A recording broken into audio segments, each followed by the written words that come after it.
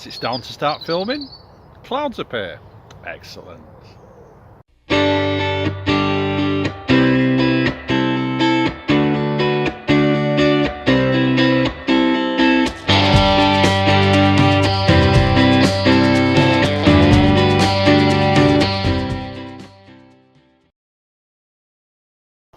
So I've come out into the woodland today,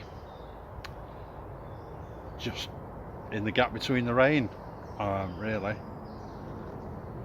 Thought I'd do a bit more proper introduction to my channel. Why broken down bushcraft? Why is the camera so wobbly? Well, there's a simple answer to that one. Couldn't find my tripod, so I'm just using a selfie stick. There's like 100 million YouTube channels now dedicated to bushcraft. The only reason that really I'm doing this is to motivate me to get out. If I've got to make videos, if I tell myself I have to make videos, I'll get out in the woodland. Instead of sitting at home being depressed and miserable, you know, all the things that sitting in four walls give you, particularly during the winter. So what I thought I'd do is I'd focus my channel on getting outdoors, how you overcome simple tasks that most people do, simply by finding a way to do it that works with your disabilities, your infirmities, your things that make it a little bit more difficult for you sometimes. You know, you won't see me swinging a great big lumberjack's axe, not a chance. You might see me swing it once, and then you'll see the selfies from hospital after I have a slip disc. So I don't think that's going to be me. In my previous little short intro, I made a comment about not doing bow drill tutorials. It was just the first thing that came to mind. But actually, that might not be a bad idea. And the reason is that, for instance, bow drill is a good example. The posture most people use for a bow drill is they're on one knee. I can't do that. I can't do that on one knee. So how do I get over that? Maybe I can just do, maybe I can't do bow drill, maybe I can just do hand drill. We'll see. One of the things that really impressed me was going to a couple of the bushmoots at the Bushcraft UK forum organised bushmoot down in South Wales, and there were people there. There was a guy there with one leg, there was people camping in wheelchairs. And you don't really see any of that, not on YouTube. What you see is Mike from TA Outdoors and his amazing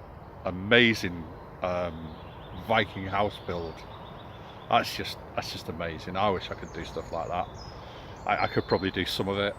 Certainly, as somebody who's an avid historian, I could probably give some advice on it, but you know, that'd be about it.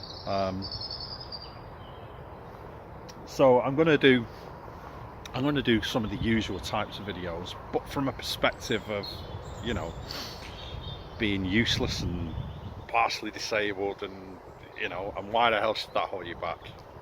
You know, I'm clumsy, and I promise you I'm going to put the outtakes in. I promise you, when I do things and they go completely wrong, you're going to see the lot. I'm not going to hide that. I'm not going to do it as an outtake. Actually, it will stay in. It will stay in. So the main thing really is that I'm unscripted, by the way, in case you can't tell.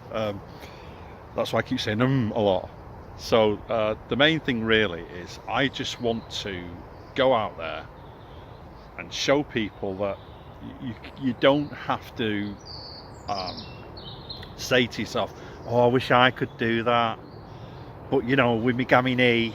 Well, yeah, okay, so you can't hike 10 miles across Edale, but you know, maybe you can manage 1.5 miles to wild camp. You know, you can figure out ways that make it easier for you as somebody with infirmities. I prefer that word than disabilities, because I'm not disabled, I'm differently abled. So there's no reason why you can't get out there. And if you're somebody who specifically does struggle with these kind of things, you know, get in touch with me. You know, maybe I'll come down and interview you. Maybe we'll go and do a camp together. It doesn't matter. You know, even if you get out for an hour and you just sit there and do some wood whittling, doesn't matter, as long as you get out, because it's so important, especially from a mental health perspective, because this is where we belong. We've spent roughly 10,000 years as a civilization living in towns and villages and cities. We spent millions of years living in forests and the woods. And when you get out there and you sit here and you just listen to nature, and I do mean that, when you get out there, sit there for half an hour and just listen to nature, it's as good as any antidepressant. It really is. It's as good as any antidepressant. It will make you feel better, always. So get out there, and that's what I'm doing. I'm just getting out there, trying to enjoy the woodland. No, I can't have a fire here. This is a local nature reserve. I've just found a little spot off the beaten track, put down my DD magic carpet to sit on. Oh, that was rubbish, wasn't it? I just put down my DD magic carpet to sit on, and I'm sitting here, I'm having some coffee, because I don't want to risk right now having my stove on and that. I just did a flask of coffee. Simple enough, isn't it? I'm only coming out for an hour, got to go and cook a Sunday dinner. So